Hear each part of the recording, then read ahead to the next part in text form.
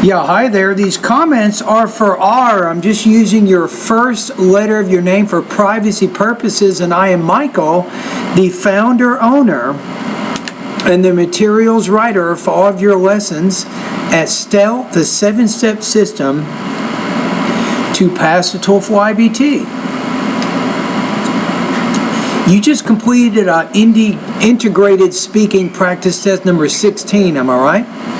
So what I want to do now is go ahead and listen to your response. So let's see how you did. If I remember correctly, this is about the formation of glaciers, right? According to the lectures, the glaciers formed when the snow stays. I want to say snow. Oh, snow. In some areas throughout the year. Say in the same areas. Every year, the new layers of snow bury and depress the old layer. The first layer compresses, which forming the snow. Which forms. You want to use a verb after which, not the present participle form of the verb. Now to the small grains similar to the grains of the sugar. Okay.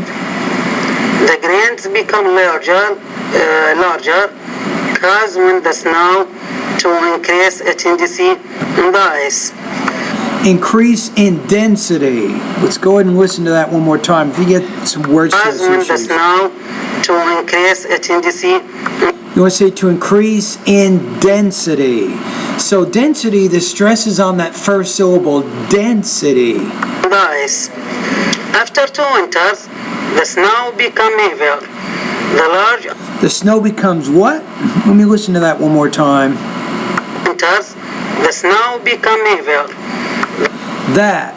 I'm not exactly sure what you're saying right there. It's about 41 seconds into your response. The large ice crystal compresses.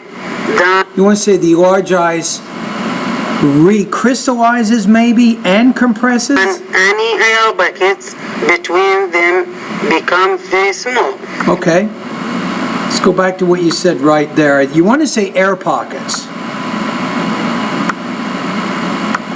Between them become very small. Still compressed than any air buckets between. Air pockets. You have to pronounce your P with more air, or it sounds like a B. So air pockets. And then become very small. For most glaciers, this process takes over. This process. Most glaciers, this process takes over 100 years. Finally, the glaciers become heavy and move downhill. All right, so now let's take a look at your score here. So one thing that you should do throughout your speech is, you did it in the beginning, the lecture, but make sure we know at various junctures of your speech that this is a speaker, this is a lecture, that this information doesn't come from you. Okay, delivery. You're having quite a few problems with your delivery. As you can see, sometimes I have to replay your response to try to make sure I'm understanding what you're saying, and still your speech is unclear in certain areas. The vocabulary and grammar, for the most part, you had fairly good control of, I think, your grammar and your vocabulary. A topic development standpoint, you had a complete, accurate response. And let me go back to grammar for just a minute, though. There is one issue. It's, you know what your ideas are, but sometimes finding the right words or the right grammar to express your ideas, I think this is what you're having some trouble with. So from a topic development standpoint, I think you included most of the important information. Just make sure when you explain it from the point of view of the speaker or the lecture. Okay, your score here, due to mostly problems with delivery, which means pronunciation, I'm going to put you at about 2.16 out of 4, or 17 points out of 30 on this particular practice test.